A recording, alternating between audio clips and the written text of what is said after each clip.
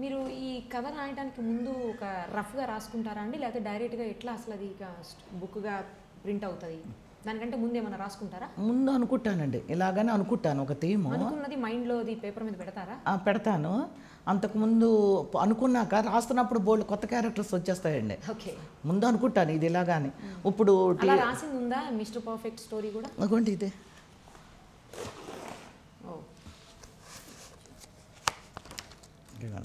మేము 2006లోనండి పద్మారావు నగర్ ఇంట్లో ఉండేవాళ్ళం అండి.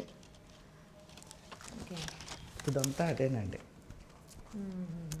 దీన్ని మళ్ళా నవల కింద రాయాలంటే కొంచెం వర్ణన ఉండాలండి. ఇది నేను సినిమాకని రాసుకున్నాను. అదే సినిమా చేయాలని మీకు ముందే ఉంది ఐడియా? ముందు ఆ థీమ్ రాస్తున్నప్పుడు నాకు అనిపిస్తుందండి చాలా బాగుంటుంది సినిమాకి, అయితే చాలా ఫీల్ గుడ్ లవ్ స్టోరీ లాగా ఉంది అలా అనుకుని నేను సీన్స్తో సహా రాసి పెట్టుకున్నాను. అందుకేనండి సీన్స్ కూడా ఉన్నాయి ఇక్కడ. ఇవ్వండి, ఒకవైపు స్క్రీన్ ప్లే, ఒకవైపు సీన్స్ రాసి పెట్టుకున్నానండి. తర్వాత నవల్స్ కింద రాసి పంపిస్తానండి. మీరు పాత తరం సినిమాలకి ఇప్పుడు సినిమాలు చూస్తుంటారు కదా, ఈ తరం సినిమాలకి మధ్య తేడా ఏం కనిపిస్తుందండి మీకు? పాత తరంలో కొంచెం కథ చాలా గొప్పగా ఉండేవండి. అప్పుడు అంత స్లోగా వాళ్ళు యాక్ట్ చేస్తున్నా సినిమా చూసి మనం అలా ఉండిపోయేవాళ్ళం. ఇప్పుడు హడావుడి ఎక్కువగా ఉంది, కథ కొంచెం తక్కువ తీసుకుంటున్నారండి. అదే. మీరు చాలా ఫేమస్ నవల రచయిత. మీ నవలలకి యండమూరి గారి నవలలకి తేడా ఏంటి అంటే ఏం చెప్తారు? ఆయన గురించి అంత మాట్లాడలేనండి, ఆయన చాలా పెద్ద రచయిత. అదే. ఓకే, మీకు నవలా రంగంలో ఆదర్శవంతులు ఎవరు? అందరూనండి, అందరూ.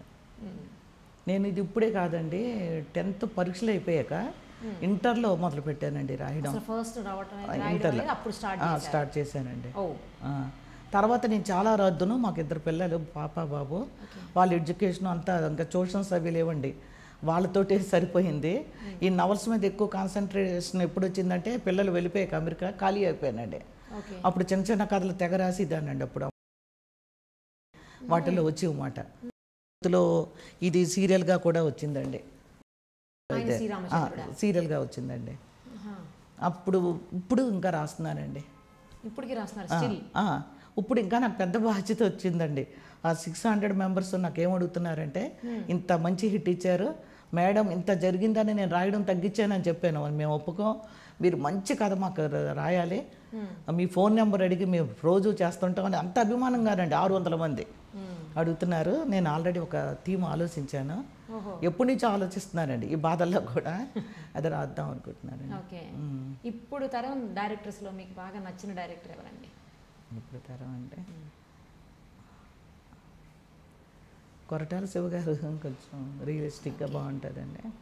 త్రివిక్రమ్ శ్రీనివాస్ గారు అండి. త్రివిక్రమ్ గారు. ఓకే.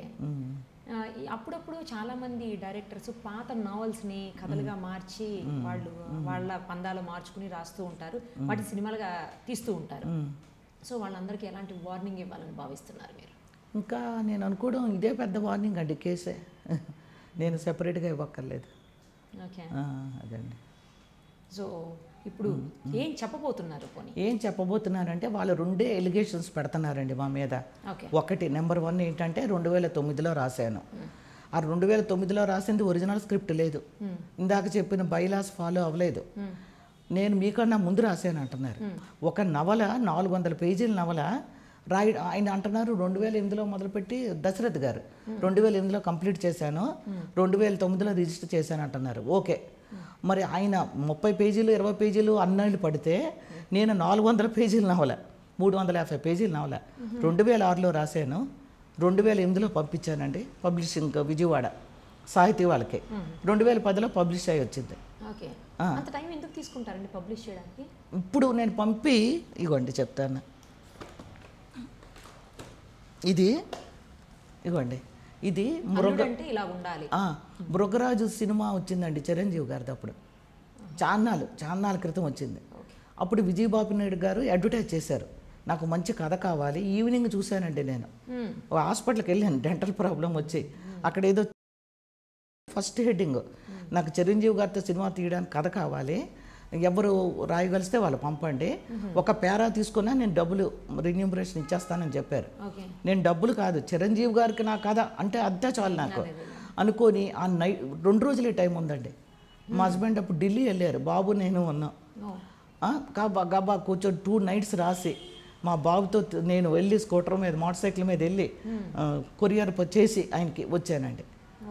వస్తే నేను మా బాబు కోచింగ్గానే హైదరాబాద్ వచ్చేసామండి. తను ఇప్పుడు డాక్టర్ బాబు. వచ్చేసాం. వస్తే మా హస్బెండ్ ఒక్కరు ఉన్నారు విజయవాడలో. ఉంటే విజయబాబు నాయుడు గారు ఫోన్ చేశారు. ఫోన్ చేసి శ్యామలారాణి గారు కావాలంటే ఆవిడ లేదు హైదరాబాద్లో ఉందన్నారు. నేను మర్చిపోయానండి అదే, మనది ఎందుకు వేస్తారులే అని. అంటే లేదు మీ మిస్సెస్ సెలెక్ట్ అయ్యింది, కంగ్రాట్స్ చెప్దామని చేశాను, వీలు పంపడి ఫోన్ చేస్తామన్నారు. ఇంకా నా ఆనందానికి వద్దు లేదండి. అది ఎందుకంటే సొసైటీలో ఒక వ్యక్తి, మన చిరంజీవి గారు అన్నీ సొసైటీకి మేలు చేసేవే కదండి.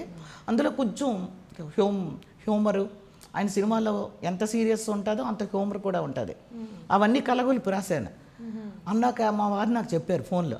చెప్తే నేను వెంటనే ఆయనకు ఫోన్ చేశాను. చేస్తే అన్నారు ఆయన 100% నీకు తీసుకోకపోయినా చాలా మటుకు తీసుకుంటామమ్మా, మేము స్టార్ట్ చేశాక మీకు ఫోన్ చేస్తామన్నారు. మరి నా దురదృష్టం ఏంటో ఆయన అసలు కంప్లీట్ చేయలేదండి. ఆ లెటర్ అసలు చేయలేదు. తర్వాత సిక్ అయిపోయారు ఆయన. ఆ లెటర్ కూడా నేను దాచుకున్నానండి. ఆయన నన్ను మెచ్చుకుంటూ రాసింది. ఎన్నో వేల కథల్లో నీ కథ బాగుంది, ఎన్నో వేల కథల్లో అదొక క్రెడిటే కదండి అని చెప్పి అన్నారు. ఆ స్టోరీని ఇన్నాళ్ళు చూశానండి. చూసాక చిరంజీవి గారు ఆ మధ్యన కత్తి అది అంటుంటే హైదరాబాద్లో ఉండి కూడా వాళ్ళు రానివ్వరేమో, మనం వెళ్తే మా హస్బెండ్ పెద్ద ఇష్టపడరు, తీసుకెళ్ళడం ఇష్టమే, వాళ్ళు రానివ్వరు, నీకు పిచ్చి నువ్వు అంటారు ఆయన అని నవల కింద రాశానండి. రాసి నేను ట్రై చేశాను ఆయనకి ఎలాగైనా పంపిద్దామని. ఒకళ్ళిద్దరు తెలిస్తే నువ్వెక్కడ, ఆయన అసలు ఇలాంటివి చూడరు, మెడ్రాస్ వెళ్ళి ఎన్నో 500 కథలు ఎన్నో విన్నారు, ఆయనకి నచ్చలేదు. కత్తి మొన్న లేటెస్ట్గా వచ్చింది కదండి, సెకండ్ ఇన్నింగ్స్ అన్నారు. చాలా ఫీల్ అయిపోయాను. అందులో ఆయనకు సరిపడిన డైలాగ్స్ ఉన్నాయండి ఈ నవల్లో. అప్పుడు ఏం చేశానంటే నేను ఎంస్కో వాళ్ళకి పంపించానండి. 3.5 సంవత్సరాలకు వేసారండి ప్రింటింగ్. అది ఎందుకంటే క్యూ అప్పటికి వచ్చిందండి నాది. ఇప్పుడు జెంట్స్ టైం తీసుకుంటుందండి. ఇప్పుడు ఇదే నేను చెప్పదలుచుకున్నదండి. ఆయన 2009లో రాశాను నేను, అంతా అయిపోయింది, నువ్వు 2010లో వచ్చింది, నేను 2009లో రిజిస్టర్ చేశాను అంటుంటే మరి 400 పేజీలు రాయడానికి 2006లో రాశాను నేను. కొన్ని ప్రయత్నాలు చేసుకున్నాను, ఇంట్లో ఉండే అవ్వలేదు. నవల ఫామ్లో రాసి ఎంస్కోకి పంపాను. అప్పుడు మా ఫ్రెండ్స్ అందరూ ఏమన్నారంటే, నా కొలీగ్స్, లేదు తప్పకుండా నవల ఎవరో ఒకరు చదివితే సినిమా తీస్తారు అన్నారు. ఏమండి మరి అలా టైం పడుతుందండి నవలకి. మనకు ప్రూఫ్స్ ఉన్నాయి కదండి, ఏది నోటి మాట చెప్పడం లేదు. ఇప్పుడు దిల్ రాజు గారి మీద ఆయన మీద దశరథ్ మీద ఆయన కాంట్రాడిక్టరీగా నేను ఏమీ మాట్లాడటం లేదు, నిజాలే మాట్లాడుతున్నానండి. అదే అండి. సో అలా ఇంకేమన్నా స్టోరీలు మీ సెలెక్ట్ అయ్యి ఆగిపోయినాయి ఉన్నాయా అండి? ఇంకా లేదండి, ఇంతవరకు. ఓకే, ఒకటి ఏదో కనిపిస్తుంది అక్కడ, ఏంటండి? నీకోసమే నా జీవితం అనేది. అదే అండి, ఇప్పుడు సినిమా మిస్టర్ పర్ఫెక్ట్ అండి. ఇది ఇంకో నవల అండి. ఇది ఇంకొకటి. ఇది ఎప్పుడు రాశారండి? ఇది అప్పటికి చాలా అయిందండి రాసే. ఇప్పుడు నాకు ఒకటి అర్థమైందండి, ఒక బుక్ ప్రింట్ అయితే కాపీరైట్ ఫుల్ రైటర్కేనండి, రాశారు దాని మీద. కానీ ఏదైనా సరే మన సినిమా వాళ్ళు తీసుకొని మార్చుకొని, ఇప్పుడు ఒకటి అడిగారు నన్ను ఒక స్టూడియోలో, పేరు చెప్పను, ఏదైనా కాపీ కొట్టి దొరికిపోతే ఇన్స్పిరేషన్ తీసుకున్నాం తప్పు ఏంటంటున్నారు. పెద్ద పెద్ద రైటర్స్ అంటండి ఇన్స్పిరేషన్ తీసుకొని ఆ లైన్ మేము రాసామంటున్నారు. నాది కాదండి, నాది కాదు, 100% కాదండి. ఒక లైనో సీనో అయితే నేను వెళ్ళనండి, అసలు పట్టించుకోనండి. నేను సంతోషిద్దును, అబ్బా ఒక లైన్ తీసుకున్నారని. నన్ను 8 ఏళ్ళు ఏడిపించి ఇంటికి వెళ్తే మర్యాద లేకుండా రానివ్వకుండా, లోపలికి కూర్చోమనకుండా, మంచినీళ్ళు ఇవ్వకుండా, ఇన్ని చేసినప్పుడు నాకు బాధ ఉంటుంది కదండి. సో ఏం చేస్తే, ఏం జరిగితే మీకు న్యాయం జరిగినట్టు ఫీల్ అవుతారు? ఏం జరిగితే అంటే ఇప్పుడు వాళ్ళు మాకు 100% న్యాయం జరుగుతుందని అనుకుంటున్నానండి. వాళ్ళు కోర్టు ఇప్పుడు టెంపరీ ఇంజెక్షన్ ఆర్డర్ ఇచ్చారు, స్ట్రీమింగ్ ఆపేయమన్నారు, రీమేకింగ్ డబ్బింగ్ అన్నీ ఆపేయమన్నారు, థియేటర్స్లో వద్దన్నారు, వెయ్యొద్దన్నారు. మాకు ఆల్రెడీ ఆర్డర్ ఇచ్చారు, అది అమలు జరుగుతుంది. అప్పుడే 1, 2 తీశారు కూడా. వాళ్ళు వచ్చి నాకు క్షమార్పణ చెప్పి, అంత కోరిక లేవండి, అమ్మ క్షమించు, అదిగొద్దు, ఏదో పొరపాటు జరిగింది కదా, పెద్ద పొరపాటు జరిగింది, నేను బాధ పెట్టాం అని చెప్పి వాళ్ళు నన్ను కాంప్రమైజ్కి వస్తే నేను అవుతానండి. మా లాయర్లు ఒకటే అన్నారు, చాలామంది అడుగుతున్నారట లాయర్లు ఫోన్ చేసి ఎంత కావాలి మీకు అని. అది మనం అడగకూడదు నోటితో, మనకు ఉంటాయి కొన్ని లెక్కలు, రైటర్కి ఇంత ఇవ్వాలని ఉంటుంది, దానికి ఉంటుందటండి. నువ్వు అదేం చెప్పొద్దమ్మా అన్నారండి ఆయన. అదండి. ఓకే, మీరేం చదువుకున్నారండి? ఎంఏ చేశానండి, ఇంగ్లీష్లో లిటరేచర్ చేశానండి. తర్వాత కంప్యూటర్స్ కొన్ని క్లాసులు చేశాను. అదండి. Please subscribe Mirror TV. Thank you.